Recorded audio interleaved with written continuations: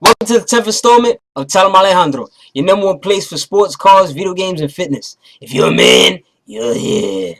Mr. Alejandro's about to tell him. What you about to tell him, Alejandro? I'm about to tell you about this terrible Giants season. Tell him, Alejandro! If you didn't know, I am the biggest New York Giants fan in the world, hands down. Nobody can tell you that they're a bigger Giants fan than me, because if they do, they're lying. You know what I'm saying? Giants whole day, every day. I was on the bandwagon hard body back when we had Tiki Barber and Shockey. You know what I'm saying? I was in junior high school, and I've been loving them ever since. Amani Toomer, my man, Amani. We had Ike Hilliard back when Dayne was running. Dayne was trash. We had Jessie Armstead, a couple other dudes. You know what I'm saying? I'm a big Giants fan. Anyway, this season was split in two seasons. We had a bad start and a decent finish, not the strongest finish in the world, but it was all right. We started off 0-6. There's 16 games. So out of the first 16, we started off 0-6. That's horrendous. That was the worst start in Giants history. We finished 7-3. So totally, we finished the season 7-9. We did not make the playoffs. And the division was weak. The division winner actually went 8-8. So if we could have just flipped the season around a little bit sooner, we'd probably be in the playoffs right now, and the Super Bowl is in the Giants Stadium. So that sucks that we didn't make it. Anyway, I want to just break it down, you know what I'm saying, their season. A few individual players. Eli Manning threw for over 3,800 yards. He had 18 touchdowns, 27 interceptions. He led the league in interceptions. I don't know what was wrong with him throwing all these interceptions. He completed only 57.5% of his passes, and he got sacked 39 times. Our offensive line was so bad. I've never seen an offensive line on any team this bad. They were not blocking for Eli Manning at all. They were not blocking for our running backs. Our runners got no burn. We used multiple runners. Brandon Jacobs, Peyton, Hillis, Andre Brown, David Wilson, who couldn't hold on to the ball. He ended up getting benched, and he got injured. He was out for the whole season. And I think there was another runner, I probably forgot his name. That goes to show how relevant he was. He was not relevant. Our receivers, Victor Cruz, who usually gets it in, my man, had an average season at most. He had 998 yards on, I believe, 73 catches. 2 yards short of 1,000 yards. Only 4 salsas. 4. Let me put the other hand down. Only 4 salsas. When he scores a touchdown, he likes to get up and do the salsa. You know what I'm saying? 4 is not enough, Victor. We are accustomed to 8 or 9 salsas a season. We need that. Hakeem Nicks, the other wide receiver, my man's Nicks, had a bad season. 56 catches, 896 yards. He scored as many touchdowns as me. And all of y'all that's watching, that's right, 0 touchdowns. And this is his contract year. I don't know. He kind of messed up his money with that one, so we'll see how that goes. Jernigan, who's another receiver for the Giants, kind of made a name for himself this season. He was playing pretty good at the end of the season. Rueben Randle's another receiver for the Giants. He could ball. So Hakeem needs to look out because we got 2 other receivers that didn't have a name to start this season. Look pretty good. Rueben Randle had 6 touchdowns, over 600 yards. No knock on Hakeem. I want him. But if him and the Giants can't come to a good number on their contract negotiations, we may move on without him.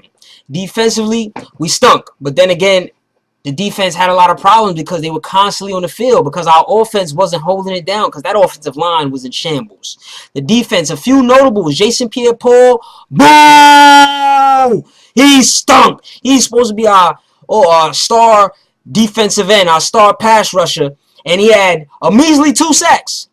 2. He did have an interception, and he brought it back for a touchdown. He had a pick 6. That's not enough. Jason Pierre-Paul, he played like garbage. I expect to see him come back next season bigger, stronger, faster, and better. If not, I want him out of here. I'm not having no 2-sack season ever again. That was terrible. Justin Tuck, another big-name defensive end, held it down as the season was kind of already over, as we was already mathematically eliminated from the playoffs. He had 11 sacks. He had 1 interception. Justin Tuck held it down a little bit. Antrel, Tuck is one of our leaders, by the way. I just wanted to mention that. I would say we have 3 leaders. Tuck, Antrel held it down. Antrel had 6 interceptions, 2 sacks, a forced fumble. Antrel held it down. Even when we was going 0-6, Antrel was balling hard. So shout out to Antrel. He definitely led us in the locker room and on the field the way that a leader is supposed to lead, by example. Jonathan Beason, all-star middle linebacker from the U. We ended up trading for him from the Carolina Panthers mid-season. This was a big trade for us. John Beason holds it down. I'm a big John Beason fan. I'm glad he's a Giant. He had a pretty good season with us, 96 tackles. Shout out to John Beason. Cullen Jenkins had 5 sacks. Shout out to him, defensive tackle. Kiwanuka had 6 sacks. Shout out to him a little bit. He got some. I would say he's getting paid a little bit more than 6 sacks worthy. I kind of want more than 6 sacks from Kiwanuka.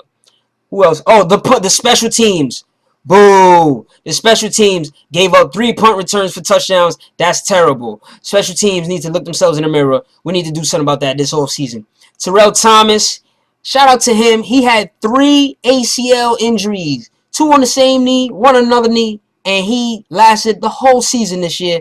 So hip hip hooray, Terrell Thomas is finally healthy, and that's a good thing. Hopefully next season he could be healthy, and hopefully next season we have a better season. Other than that, I pretty much touched on everything. Oh, the coach.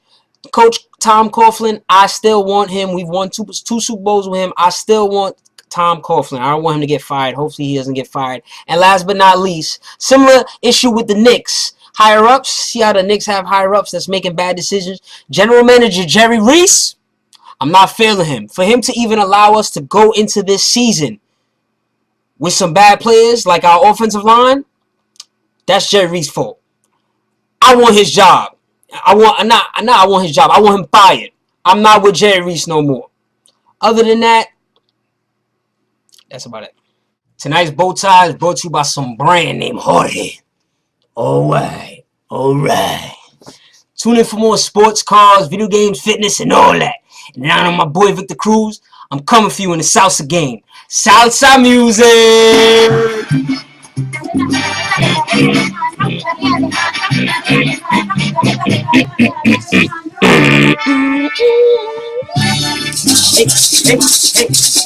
Look at Mr. Alejandro. Put the moves in. Yes.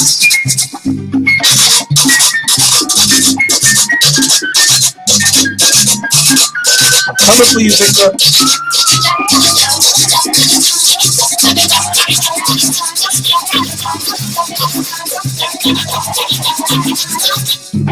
Now ready for me, Victor. Now ready, Victor.